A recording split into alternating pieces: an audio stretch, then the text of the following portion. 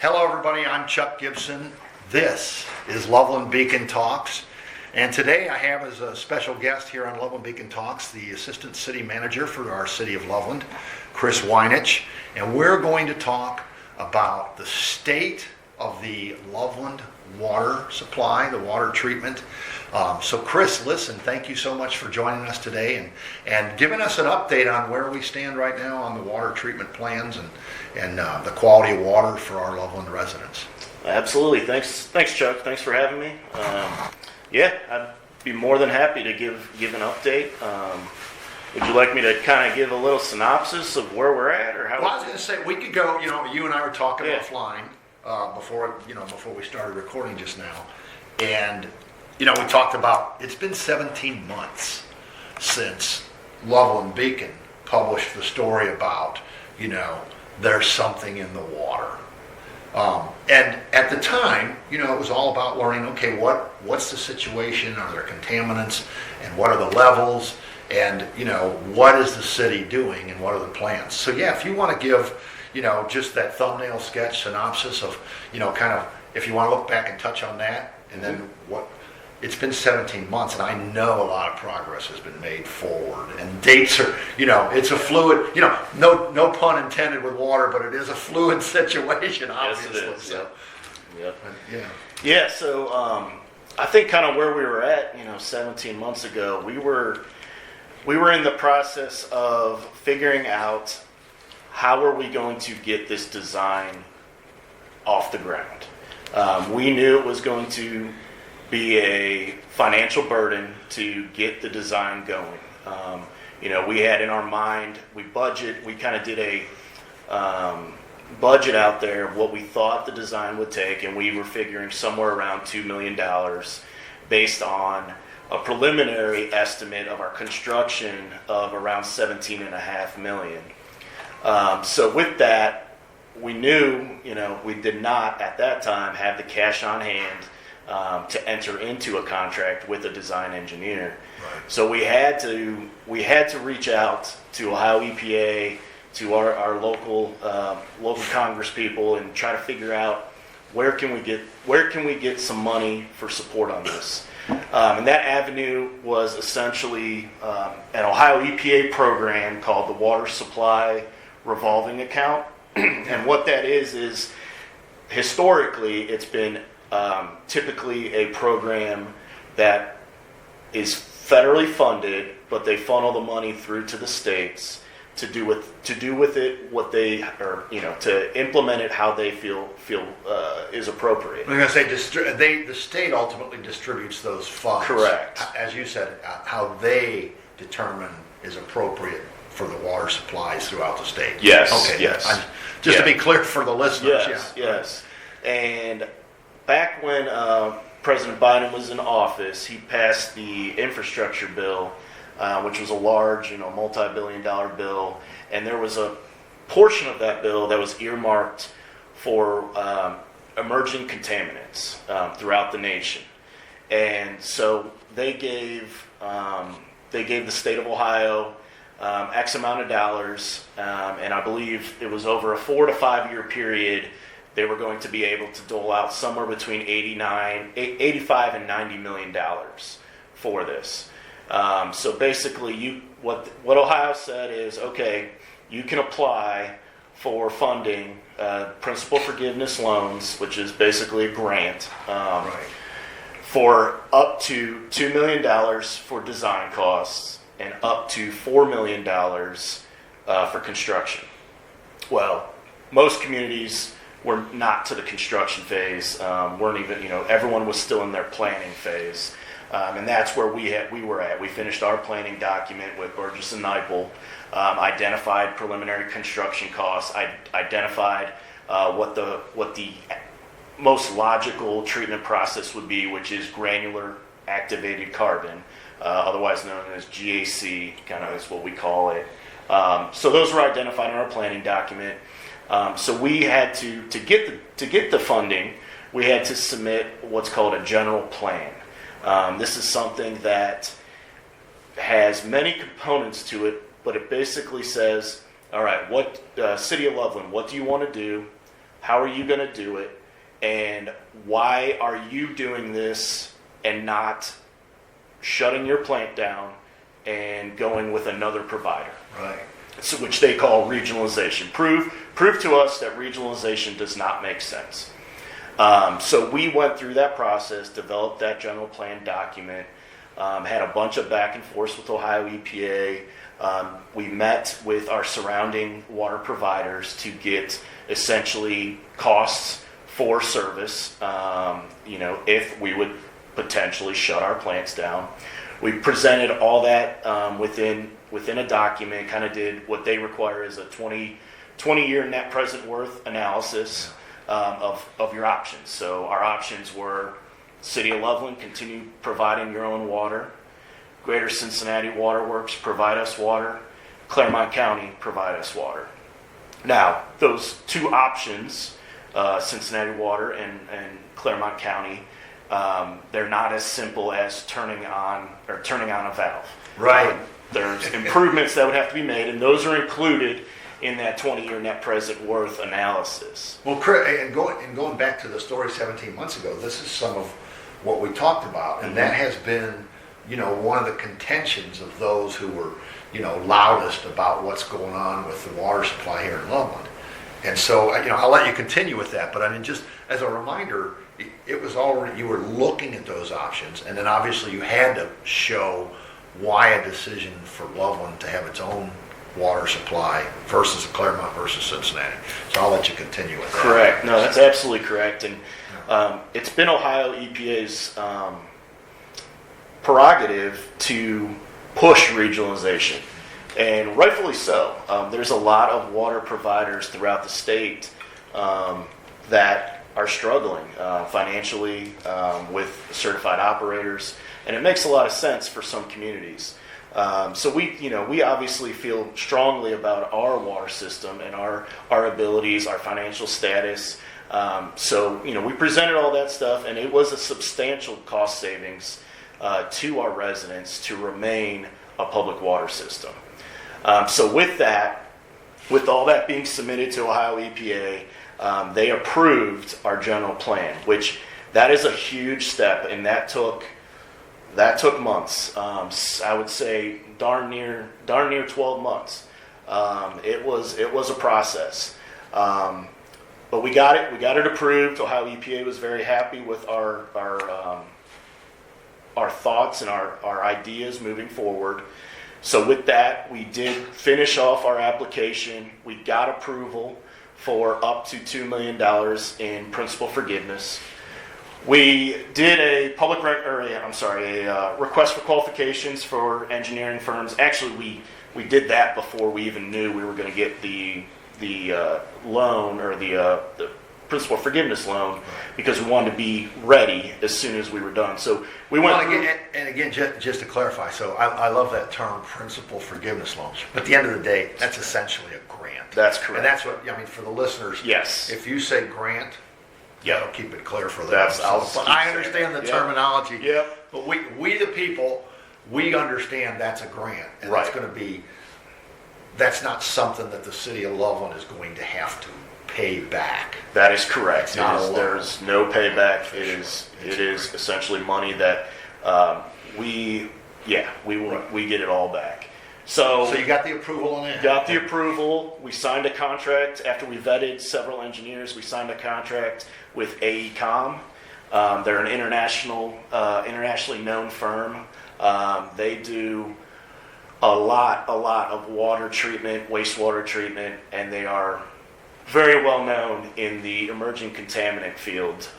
They've done several projects across the country, not to mention within the state of Ohio, specifically the project that has actually just come online recently in Warren County. They finished the PFAS treatment up there recently, and they're treating their water up there. So we got under contract with the AECom. We did obviously our scope meeting and figured out our path forward. And we've been working in the last several months through that process. And actually this week we'll be receiving what's called the basis of design, which is basically a 30% milestone Wow. on the design. So we actually have a meeting tomorrow to discuss that basis of design. And really, quite frankly, the basis of design is probably the most important meeting, the most important document, because you're not going to make a ton of changes from 30 to final. The 30%, you better be locked in on what your design looks like, what your building looks like, your layout for your site plan. So we feel pretty good about it. We will get also a preliminary cost estimate at 30%. I'll see that hopefully tomorrow. And those cost estimates, what I like to always tell people, when you're provided those by an engineer, there's contingencies on those, and as you get closer to your final design, those contingencies come down. So at a 30% design, we're going to see probably somewhere near 30% contingency on this price. So, like I said before, our initial pricing that we, saw at the very infant stages was $17.5 million. So we'll see, where we're at here. But I do anticipate that we're going to be right there in the ballpark based on conversations that we've had with our engineer. Well, and that just another quick clarification. We're sitting here on Wednesday, October the 4th. October. I don't know why I'm in October, but anyway, Wednesday, February the 4th. So when you're talking about the meetings tomorrow, that's going to be this week, Thursday, Correct. February the 5th. That's correct, And yes. so just to give people a timeline based on when they'll ultimately be listening to this. Correct. Yeah, and, the design will be right around the end of the year. We're going to see a finished design. Wow. So it'll be right around the end of the year, going into the first quarter of next year. So we'll be set up to move forward once the funding is identified for this construction, and that is our next hurdle that we're currently working through. We make fairly regular communication and outreach with our local Congress representatives, Senate representatives, because as I spoke earlier, that money from the Ohio EPA, the WSRLA money, this is the last year it's available. So they have to figure out at a local or at a state and a federal level where the rest of this funding is going to be coming from. So we're constantly pushing and talking and suggesting ideas of how this should be funded, when we need funding. So we're constantly in contact with them. But through this process too, some of the things that we've tried to do and tried to improve on for the community is our public outreach, is our notification for things that are, as you said, Chuck, this is a fluid situation, and US EPA and Ohio EPA are also very fluid in this, in the sense that there's recommendations and new information coming out, and so we keep our ear to the ground on that, and as soon as there's anything there that's of value to the residents, we're trying to get that out as quickly as possible. Recently, we sent out to all of the residents kind of an update flyer on PFAS and kind of a background, what PFAS is, why we have it, how we have it, what we're doing, what the community can do in the meantime. And that was one of the big points, when we go back to 17 months ago to talking about this, is what can the community do? Because, 17 months ago, if we said, okay, we've identified a problem and it needs to be corrected, tomorrow we don't turn a valve in the current water treatment plant, and now we're filtering and you're all good. This is a process. Right. And, here you are 17 months later, and, the design and the planning and the funding, those three main things. Well, design, planning, funding, and ultimately construction, those four steps. Right. You guys, if I'm not mistaken, were aiming for, completion sometime, I think, what the date was, maybe April 2029. It might even have been just 2020, sometime in 2029. Yeah. And as you just mentioned, fluid with the U.S. EPA and the Ohio EPA, that date could even change. That's correct. But I think a key thing that you just mentioned is the fact that you're getting information out to the residents, what you can be doing yourselves now to keep your water the safest possible, best quality possible, and at the same time letting them know here's what we're doing with Loveland, if I'm not mistaken. That's absolutely correct. So, and one of the things that was that we put in that flyer is a link and information on a US EPA fact sheet that's out there that talks about filtering your water and which water filters you can buy that US EPA has identified as possible remedies to the PFAS. Now, I will just add to it that I encourage everyone to read that fact sheet and understand that US EPA is not necessarily endorsing any of them or standing by any of them as far as their effectiveness. But there's certainly things that our community and our residents, they can do a good amount of fact finding with a lot of that information we gave them to make the best possible decisions for them and their families. yeah. Well, and I'm going to interject real quick, and that's in the information that you're sharing with the community anyway, but www.epa.gov, and on that site specifically, you're going to find that US EPA fact sheet. Yes. I can attest to that. I've been there, I've seen it, but Yeah. EPA.gov, or you can go EPA.ohio.gov to get the more state and local.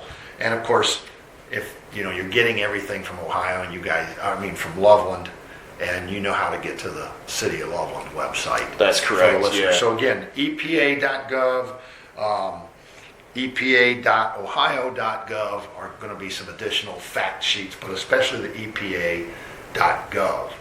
For listeners, go to that. That fact sheet is there, but you're also receiving it from the City of Loveland anyway. Correct, yeah. On our website, we have a PFAS information tab right on the homepage that if you click on that, that'll have the most recent updates as well as all the links that Chuck has referenced.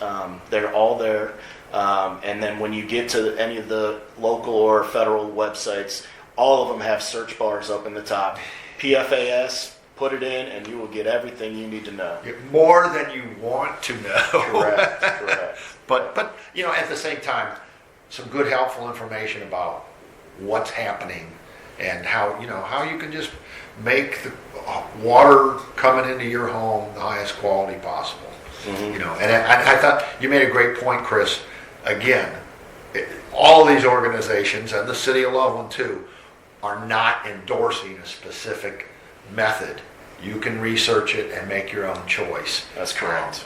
But they've got some facts that might help guide you to the best system for your own home. While the City of Loveland, you guys had to go through that. You guys had to get engineers and say what's going to be the best option for us to treat the water that we're sending to our community. Right. Yeah. Essentially, we have there's three methodologies to treat for PFAS, and I'm going to throw out some larger words here, but anion exchange, granular activated carbon, and nanofiltration. And they all provide different positives and negatives, different price points. But for us, based on the study of all three of those and the economics of it, we are moving forward with granular activated carbon. And that's, in a plain term, it's similar to what you find in a Brita filter. It truly is carbon that the PFAS latches onto. There's a scientific or a chemical kind of thing going on where it latches onto that carbon. So with that said, there's going to be times where we will have to replace that carbon, pump it out, pump new carbon in, and that's all been vetted, all been done before. There's previous case studies on how to monitor that. One thing I do want to talk or just mention is one big thing when we vetted engineers, one of our biggest thing, obviously, which I hope everyone's doing this, is value engineering. That's a huge opportunity to find some cost savings without eliminating some quality. And one thing with the granular activated carbon or any of the treatment options, you have what's called kind of residual waste that you're going to have to deal with when you first pump water through these systems, or when you're doing a cleaning on them. You have to get rid of that stuff. Well, we initially were thinking, all right, we're going to have to go to the Ohio EPA and get what's called a permit to discharge to the Little Miami River. We're right on the Little Miami River. Well, we did some homework, kind of did some work with AECOM, because we didn't love that idea of discharging to the river. It's just never. It doesn't sound good. No.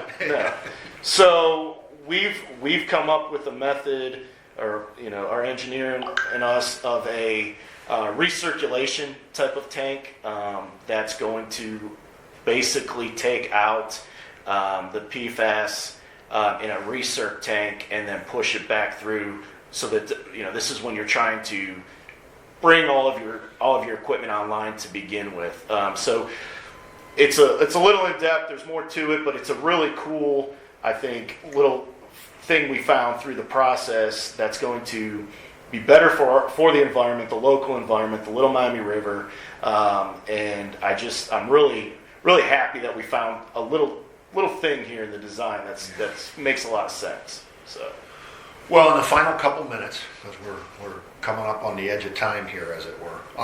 In the final couple minutes, Chris. So what's? You kind of touched on it, but if you could just kind of bullet point what's next. Mm-hmm. Obviously starting with that meeting tomorrow, February the 5th. From there, what are the next steps for Loveland moving forward to the water treatment plant? So there's kind of two parallel paths that'll be running. So the design path, which will be the rest of this calendar year, working through design. Our next kind of big submittal from the engineer will be the 60% design, and that'll really start to refine the cost. And then towards the end of the year, into the beginning of next year, we'll be seeing the final design drawings.